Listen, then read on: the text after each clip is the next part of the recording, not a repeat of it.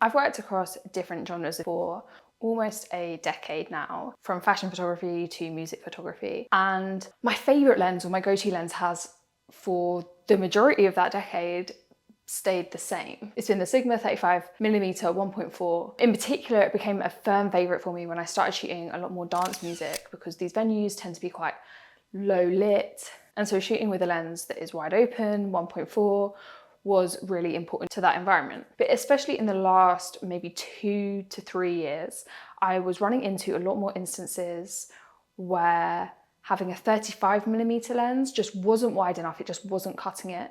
And I needed something a little bit wider. I've tried different lenses in the past, a Sigma 28-70, I tried a Samyang 18, looking for like that wide lens that would kind of give the Sigma 35mm 1.4 a run for its money, but never had anything that really lived up to it. So I always just kind of ended up going back to the Sigma when it came to music photography, and just generally when it came to anything else. And that is when this lens, the Viltrox 16mm 1.8, entered the chat. So in all honesty, Viltrox actually sent me this lens after I reviewed the 40mm on the channel, which is another lens that I love from them.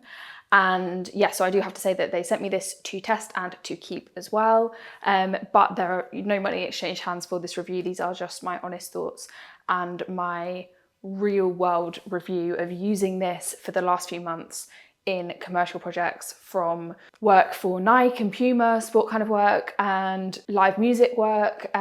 Basically, most of my jobs I've had this in the bag for since I got it. So there are a few main features of this lens that initially I was really impressed with. The aperture ring I thought was a really cool feature. You can change the aperture on the lens, very similar to something like film. You guys will know that I shoot a lot of film. My Mamiya RZ67, you change the aperture on the lens. I do like that. Initially, I thought that'd be really handy to kind of quickly change my settings. But in the real world, I don't find I use it very often at all. I just kind of set it to the A automatic and change it on my camera, because I have my camera set up in a way that's easy enough to change the aperture that I don't actually need it on the lens. If anything, it's actually sometimes a hindrance because it knocks very easily. So I could think it's in automatic and then I knock it into 22. And f22 in a club that is very dark is not all that useful, as you can imagine. Another thing I actually find is that because there are so many rotating elements, you have your focus ring here, you have your aperture ring here. Sometimes when I'm trying to like twist it on and off of the camera, it's difficult because there's not like as much of the lens to actually grip that doesn't rotate, if that makes sense. So I find that like I'm just kind of spinning around rather than actually getting a firm grip when I'm trying to like quickly change lenses. So yeah, the aperture ring is something I thought I would like, not something, however, that I care much for now. There's also another thing that I've noticed, which is a very small design choice. It's this dot here. I found that when I'm in low light venues and I'm trying to change my lenses quickly, this dot being red instead of white, which it is on a lot of other lenses, is actually really difficult to see in the dark. So when I'm trying to like line up my lens to fit onto my camera, this is sometimes really difficult to work out where it is and to change the lens quickly. Again, that's very specific to the type of photography that I do, but it is just a little design choice that I do find a little bit frustrating. There's also a screen on the lens, which I will show you in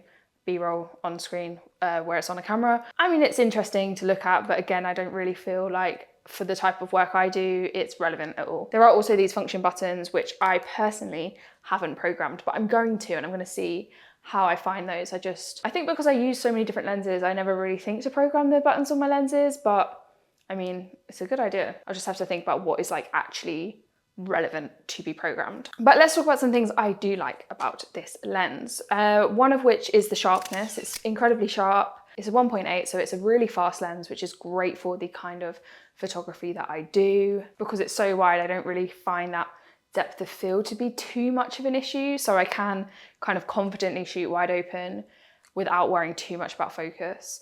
That's something that sometimes is a little bit tricky with the Sigma 35. Sometimes I have to be shooting wide open because of the scenario, but obviously at 1.4 it's very easy to miss focus or to have like an arm in focus instead of their face. I haven't had that problem with this lens. In terms of the focal length, it's perfect for shooting in DJ booths that you need that wide angle. It's perfect for getting up into the action and being able to capture things when you're close to people. I've really enjoyed having such a wide lens with me through a range of different jobs. And also there is minimal distortion. Of course, the distortion is more obvious, I would say, if you're shooting a portrait image, as in portrait orientation. I do find that heads look a bit funny if you're too close, but that distortion generally I don't find too much of an issue, and especially not if you're shooting landscape. This is also weather sealed, which is really handy. We haven't got to festival season yet with this lens, but I know that that will be handy for it.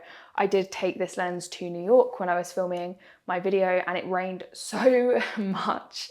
And yeah, this lens was great because it is weather sealed. I could kind of confidently take it out with me. But I guess, how does it hold up outside of music photography? Because I know a lot of you guys that watch me on this channel are not music photographers, you're portrait photographers, fashion photographers, etc. So let's talk about what I think of the Viltrox 18mm 1.8 in other kinds of photography. So I'm someone that generally likes to keep their core kit quite simple.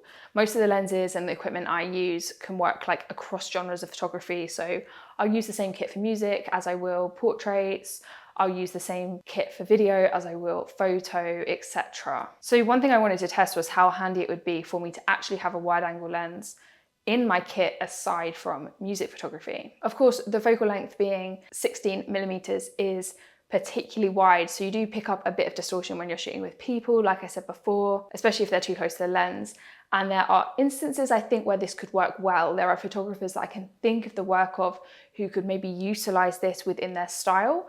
For me, that's not something I'm really after. I don't really want to go for that really crazy wide angle look in all of my work. So I don't find it too useful for fashion photography, but I did shoot a few instances with it that I'll put on screen just in case you want to check it out. That being said, I did really find this useful in other commercial jobs. So I was shooting some social style content for Puma and Sports Direct, and this lens came really handy because the wide angle kind of vibe that social content is kind of expected to be, you know, it's more reminiscent of using your phone, of that UGC style content. And I was really happy with some of the photos that I got with this lens for that particular client. Likewise, I did a job for Football Beyond Borders and Nike, which was more documentary style, and I had to kind of really get into the action. It was very action orientated with kids, and I was trying to get kind of the spirit of what was going on, the energy. And to do that, I found being up close and personal, kind of in that space, in that same space, was really useful with this lens. But more than anything, I think, aside from live music, I found this lens to be really useful for video. So whether it's been filming vlogs on YouTube and stuff like that, or shooting client projects, shooting wide and 4K so that they can use it in long form content and they can also repurpose it into short form content,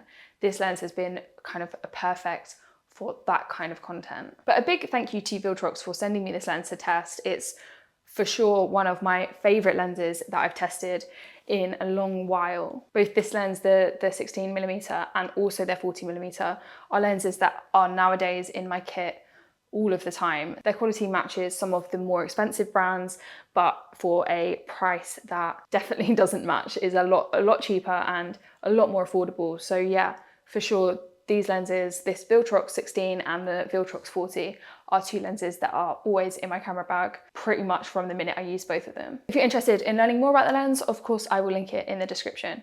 But a big thank you to Viltrox for sending it me out to try. Thank you guys for watching, and I will see you in the next one.